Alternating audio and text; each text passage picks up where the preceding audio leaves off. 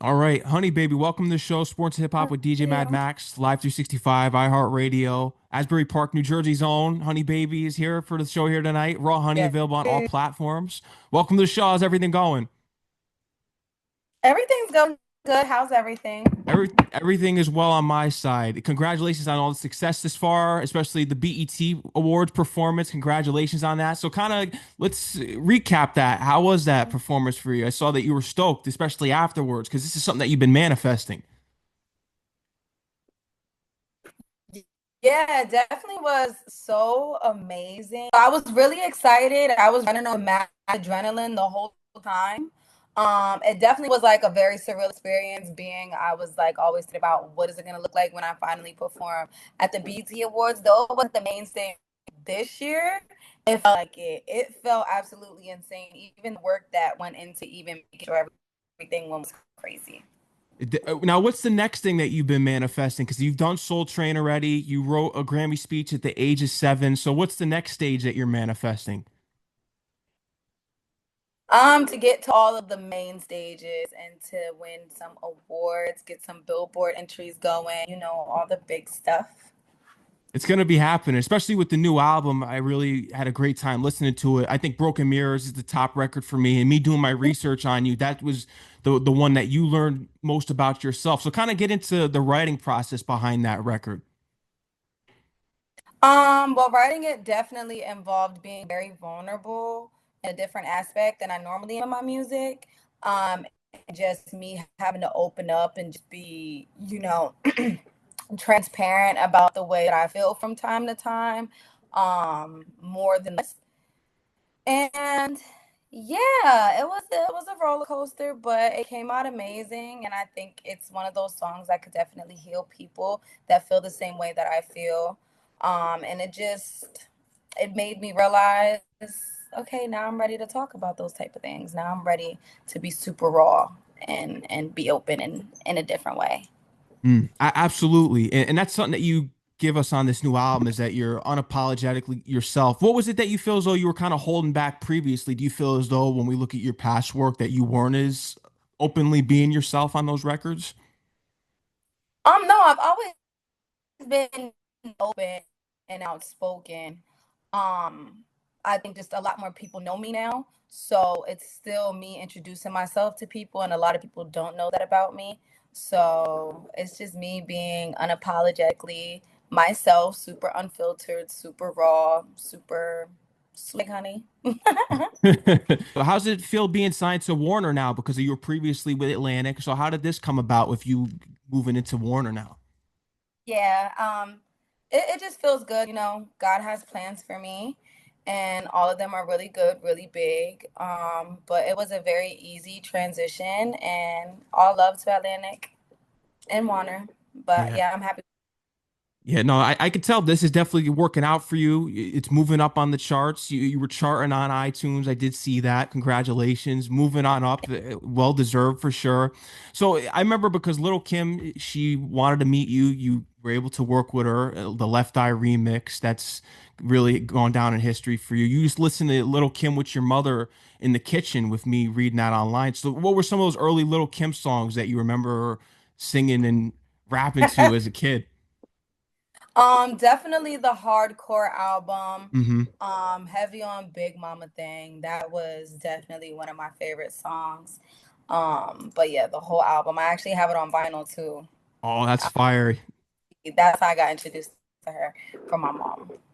Yeah, the Big Mama. That's with Jay-Z too. Jay-Z's on that one. Hmm. And Yeah. then Queen Bitch was D2. Queen Bitch was my song. And then she had the Yeah. Dreams with about all the male R&B singers on that record. Oh my God. Literally, she's just T. She's amazing. She's amazing. Through and through. Iconic. She is. How did you find out that she was really scoping you out on social media? Did she tell you that? Because I think it was she contacted your management and things like that to get in touch with you. Yeah, she's known K-Mac for a really long time and they're cool. And she contacted K-Mac and that's kind of how that happened. Especially with the record and everything. And she really loved my energy and I love hers as well. It just made sense. Hmm. But yeah. that's how that happened. Yeah, she definitely told K Mac first, and then when I met with her, we actually like spoke about it and spoke about how she loved the record and etc. etc. Definitely around a lot of Like, legends. Busta Rhymes is another one too that you have been able to collaborate with on the Touchin remix. You sampled his classic record on that one. And what was the most important game that he gave you? Because you mentioned that he really has a book of game when you sit down with him. So what was the most important advice that he gave you when you got to that studio?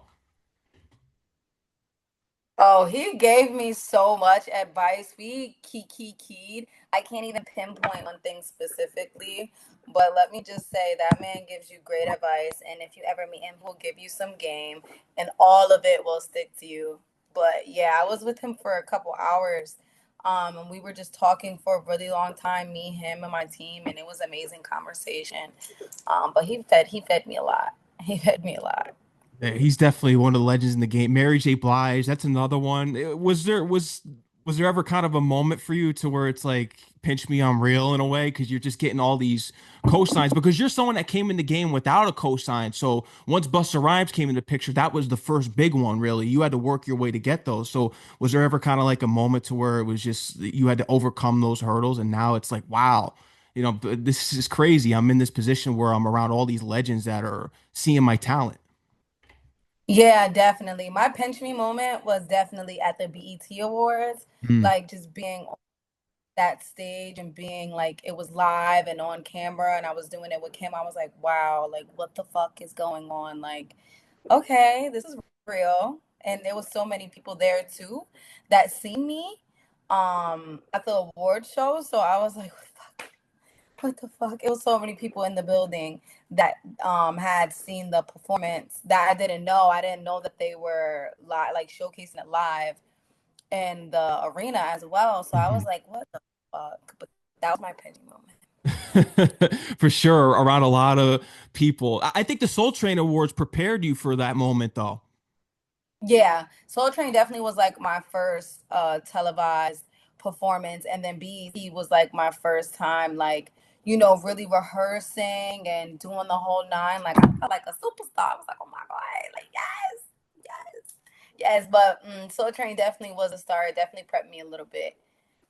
For Yeah. sure. Would you consider LA your second home? Because this is somewhere the fans have just resonated with you on another level like nowhere else. They've always been able to connect with your music. Yeah, definitely. And if I'm not home, like in Jersey, New York, then I'm in LA. So Hmm. I definitely LA is like a second home. For sure. Yeah, I could tell you definitely. Now, has acting something that's intrigued you and possibly trying to get into? Because you grew up on Disney. How would you like to do some Disney work, even a Disney voiceover? Hannah Montana was your idol growing up. Have you thought about doing some Disney work?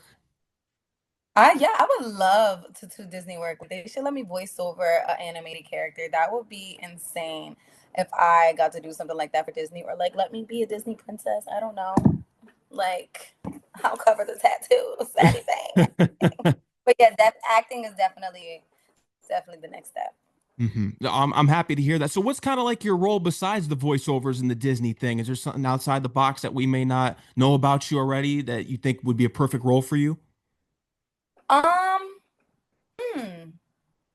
I think they should just let me be a princess. Just be a I'd be a princess. great princess. Yeah, like let me be a princess or let me voice over a cartoon. I think I'll do really good as a voiceover because I can animate my voice very well. Mm. But let me be a princess. I don't Disney, their like shows been so different from like when I was a kid, but their movies BT and all of it is like animation movies or live action. So I have to be like in one of those. Yeah. Mm. Hannah Montana, have you been able to meet Miley Cyrus yet? Since that she was an idol, you had all the merchandise, the microphone, the Yeah. novel. It's insane how much of a fanatic you were, but I haven't been able to come across her yet.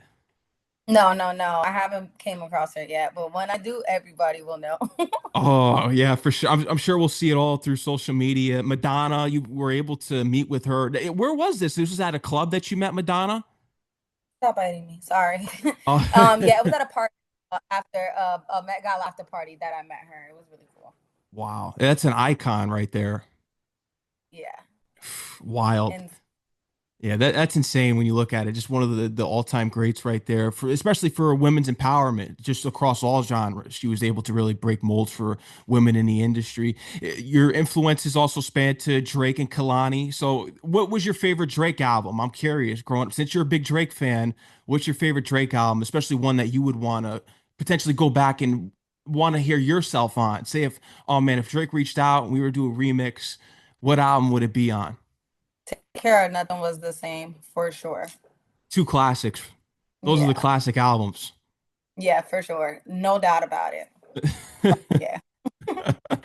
Now, what is the song that you would love to be on for a remix off of those two? If you were to pick one song off each one, I would probably do so for Take Care, maybe Take Care. Take Care of I, Rihanna. and then for Nothing Was the Same, Wu-Tang Forever, or hmm, hmm. From Time, Nah, Connect. Connect. Yeah. The I had to think swanging about that. song when you say swanging. Yeah. Yeah. Swanging, I'm so just swanging. Say cities ain't friends if you're looking for me. Yeah. Yeah, those are classic two classic albums right there. Of course, I know Drake's been going through a tough time, but he's back to releasing music. He's gonna keep. I know he's whenever he drops, he's still gonna have a buzz for sure. So, but now we got Exactly. Honey Baby here. So, what's kind of the atmosphere in Asbury Park? What's kind of as far as when we look at music influences and just things around there? What's kind of the temperature there now? Now that you've been able to make your way out of there, do you see a music environment developing there? I'm sorry. Say that one more time. I'm sorry. I'm grabbing Do my you see laptop. I any didn't kind of a music environment developing in Asbury Park now that you've made it out? Is there like a trend to where, okay, other creatives may not have been able to find any way out from there? And now that you've shedded the spotlight there, do you think that you've seen some things change to where people can follow in your footsteps there? Well, it was already a musical environment before I started. Hmm. But I do think I'm so sorry. I'm plugging in my Oh no, laptop you're because I do fine. not. It's on like 1%. I'm Oh so boy. sorry. Sorry. But yes, there always was like a musical energy going on in Asbury. But I do think that now that I have discovered and I'm now in the industry and I'm like doing all these big things, I do think that there is a door open for more people to come out of Asbury and do the same thing I'm doing and like pursue their dreams because before it like seemed like nothing, like it seemed like it was so impossible, and it's like such a small town. It's only 1 square mile. So to see somebody actually make it out is like, okay, bitch, she could do it, I could do it. And I hope that's how people feel. But I do Mm. think that it'll open doors. I haven't seen it happen yet, like after me, but it's still so early. Like I'm so new to this. I'm just now getting in the door as well. But I do think a lot of doors will open for Asbury I think so too. musically. Just off of your hard work and success, I think it's really gonna spark as an inspiration for a lot of people. Trauma was a big barrier record for you. I know it was a tough record for you to write. So how do you process once you're writing something and then say, because I am someone that suffers from anxiety, so I understand from the artistic standpoint, once you're writing about experiences on the record, it may become too much. So how are you able to really work through those barriers when you may be dealing with something that's like, this is too traumatic for me to put on the record? How do you overcome those to eventually record it so that you could serve as an inspiration for other people to relate? So right now I'm working through those emotions. I don't have a proper answer because I haven't really figured out how to get past that. Mhm. I'm just slowly finding what I'm comfortable with.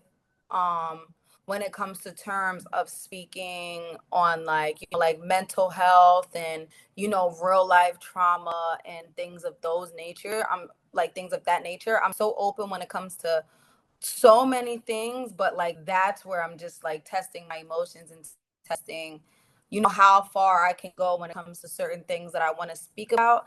And I'm getting better. Like I'm getting a lot better. And once I feel like it may be too much for me to do, especially when you're singing in front of people. You got the engineer, the producer, and this person in the room. Sometimes it's like I'd rather just do this by myself so I can soak in my own emotions. But I'm still trying to figure out how to work through those and get those, especially in the process of recording a song. Because if something becomes too much for me, I just shut down. Mhm. Like I just like, what, I can't, my brain can't process this right now. So I just won't talk about it. It, It's it's not tough. good. Music is a way to release um a lot of feeling and heal you in so many ways. And I'll do it by myself, but when it comes to recording it, that's where it gets tricky for me. Mhm. No, it is. It definitely is because it brings up a lot of past events that triggered you, as you said before, and it's tough to really go through those, especially because I know there's a lot of artists that suffer from anxiety, and once they start thinking about that, it's they can't overcome that, and then sometimes that's why a lot of artists sometimes turn to prescriptions and alcohol and things like that. And I think that's something that really isn't really heavily spoken on in the industry is that because their artists go through so much pain, that's why they do turn to the substances. And unfortunately, sometimes they get hooked to that, but that's why that does happen at times. Exactly, yeah. No, it's tough, and I commend you for really keeping it real always and just putting it on your records because we need that, especially from the female side of things. Because I know now we need more female empowerment, especially in the era that we're living in right now. And you definitely are serving as an inspiration in that lane. Your father started out as a DJ. You you wrote the Grammy speech at 7. So what do you think? Why it kind of took you so long to really find your voice? Because you found your voice around 2021 in music because you wanted to go in. You were going into cosmetology. You wanted to do nails. You were big into that industry. So why do you think it took you so long to get reconnected with music? Well, I never disconnected from music. Hmm. I just always had a plan of when I got out of high school that I was gonna pursue music. But in the process of that, I just was like, all right, what am I gonna do in the middle of me making music? What if I don't like blow up right away or things of that nature? So Cosmo School was just a way to possibly get into a field that I can feed myself and invest in my career. But then I realized I don't like to tend to people or like do other people's nails and stuff. So I dropped out of Cosmo and I just started doing YouTube and dropping music. In the process of that, I went on a hiatus of making music in 2021 because I just had a lot of things going on in my life. And, I was trying to figure out how I was going to feed myself. And then I didn't get discovered to 2022. But I never disconnected from music. I never stopped making music. I just stopped dropping music for a year.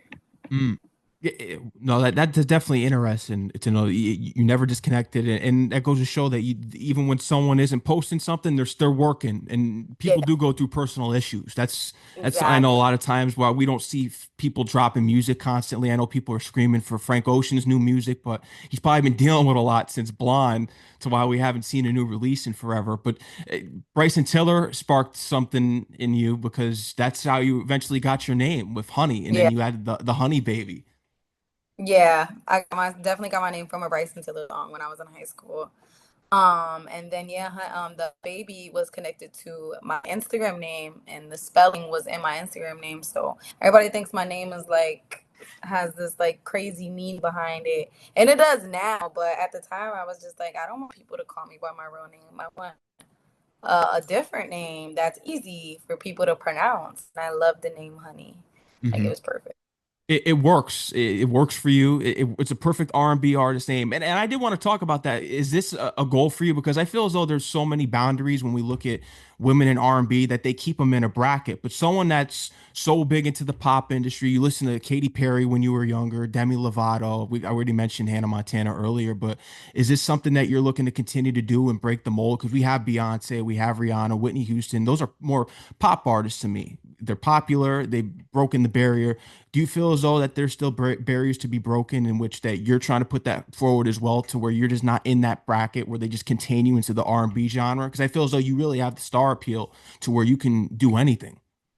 Yeah, 1000%. I love music and definitely going to play with sound a lot more. I have a very long time to go. I'm going to be here for a very long time. So I'm definitely going to play with different genres, as time goes on, 1000%. Yeah, I see I it. need to know. We need that Miley Cyrus collaboration. I know that's something that you want, but I definitely want to see you on the pop chart. I mean, you were already on the iTunes charts, but I definitely would like to see you get up onto the pop charts as well instead of just being in the R&B Oh, bracket. Because I don't like how they always keep artists within their genre when they're singers. 'Cause when you're a singer, you could be pop. yeah, you can do whatever you want. You can. That's the main thing. And I see a lot of sneakers behind you. You're a sneakerhead. Is that the Legend Blue 11s? Is that what I see? Yeah. Yeah.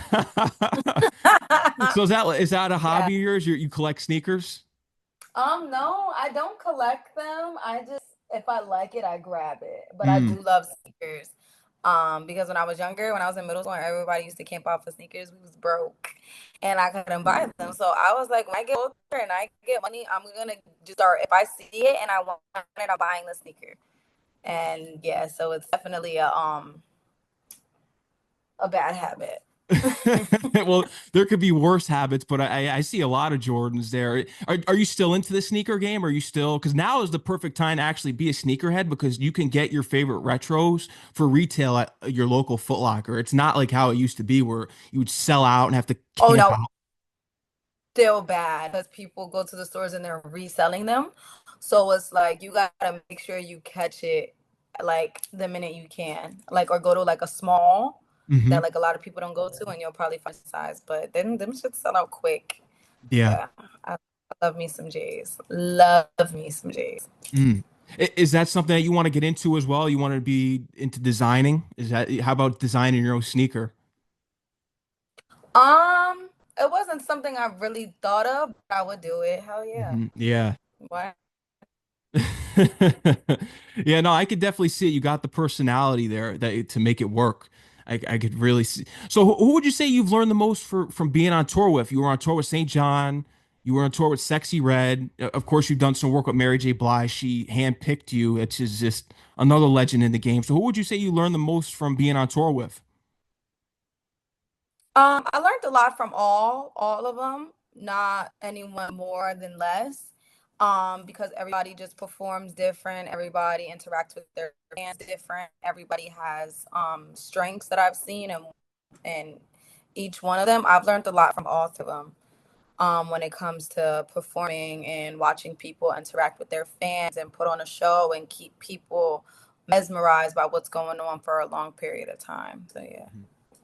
And you have the perfect management to really back you too, because your manager, when he contacted you, he said 6 months. He had your back, and it worked out. It was perfect. So how is that bond really growing? Because it's tough in the industry. Sometimes there's expectations to where they may not meet the timeline. So how's that bond grew since you first met with your manager? We have a really great relationship. Me and my team, we're all like family. Me, K Mac, and we have Mila now on the team as management, and it's just a lot of trust. And I have a lot of trust in my managers because they never let me down. And Mac is also teaching me way in the game and just not to always have your expectations way too high because this game is like unpredictable. Like It is. what's gonna happen, but the bond is really, really strong. Yeah. I love my team. We're definitely like a very close knit type family. That's real. And that's so important. It's really going to help you get ahead in the industry, having the right people around you. So, what's your favorite track off the new album? Definitely Broken Mirrors laying in Broken his Mirror. bed is for you. I all of them equally for like different reasons. Hmm. Like I said, Broken Mirror was the top one for me. I know it was an important record for you, me doing the research there, but yeah, at 3 a.m. That's another one too. That's another top one. Yeah, That's you got some hits on this. I'm telling you, I it's a 10 out of 10 project. it is. Yeah, it's definitely the top R&B album to drop this year from what I've listened to. It definitely is up there. Thank you. Thank you so much. I appreciate it. Of course. So what's next? Are you going to be going on your own tour? Because I feel as though that you should be moving into the headliner stage now. You have the cosigns, you have the work to back it up. So are we moving into headline territory now? Eventually, yes, I will definitely be doing my headlining tour. When, I'm not sure, but that's definitely in the works. So what's some of the goals you're looking to knock down for the rest of 2025? I mean, the year is blown by. It's almost going by in an instant. It's crazy how quick it's gone by already. So what's the goals that you're looking to knock down for the rest of the year? I want to do a lot more performances on a lot bigger stages. Again, I'm definitely trying to work on getting that Billboard entry this year. Mhm. Um, I'm just focusing on growing myself as an artist to get to as many ears as possible. There's just so much that I want to do that I need to knock down off my bucket list, but a lot of them definitely involve being in people's faces. Mm. And How about going international? Have you thought about going like overseas and things like that? fuck yeah, that's part Yeah. of the how I get the Billboard entry. Yeah. How I go on bigger stages. I'm trying to get everywhere. I want everything. What's the Everything. first place that you want to go to outside the States? Especially ones that are like your biggest listeners outside of the States. Well, Australia is like one of my Hmm. biggest streamers. So definitely there. London, 1000%. That's in my top three. I want to go to Paris. Like I've actually never been to Europe, so any country, give it to me and I'm ready. She's ready for. I'm telling you, she's already been up there with the heavy hitters. She knocked it down at the BET Awards. She's already done the Soul Train, so it's only a matter of time. Got to collaborate with 2C on this album. How was it working with him? It was really nice. Very sweet. He's dope as fuck. So he gave a fire ass verse and added fuel to the fire on the song, and that was exactly what we needed. So Mm. yeah. Yeah, it definitely added a lot of fire to this album for sure, especially. Who are some other people, especially when we look at, because I've heard you speak about Method Man in previous interviews, so you already got Busta Rhymes down. So who's another kind of a old school hip hop artist you would love to work with? Because I feel as though you're someone that's bridging the gap between two generations. Yeah. I don't know. Because all of my artists that I've wanted to work with, I've done with or I've met them. Hmm. But I want to definitely start to work with more of my peers and like my generation. Now that I was able to work with legends and icons, I definitely want to shift over now to artists of today. Hmm. No, and I could see that. I know Kalani would be a big one that you'd want to. She's already reposted you too before, so you got. She's already Yeah, been. Yeah, she's already seen what your work. So I'm telling you, you're in good company with a lot of legends in the game for sure, and it's only gonna go up from here. exactly. Period. Yeah. So, Honey Baby, is there anything else that you want to let your fans know that we didn't talk about here tonight that you want to let the people know about? Well, I'll be doing Summer Jam this Friday, and Congrats. thank you. More music will be dropping very soon, but in the meantime, just keep streaming Raw Honey. For right now, it'll heal you and everything you need, and it'll do for now. Period. It will. Honey Baby, thank you for coming on the show. I had a great time. It really are a breath of fresh air in the industry. We need more artists such as yourself, but there's Thank only you. one of one for sure. Congratulations on all the success, the BT performance, the upcoming Summer Jam. That's another iconic stage to touch.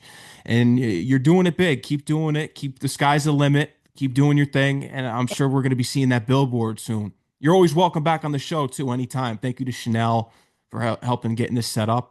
And I have raw honey in my station's rotations. Keep doing your thing.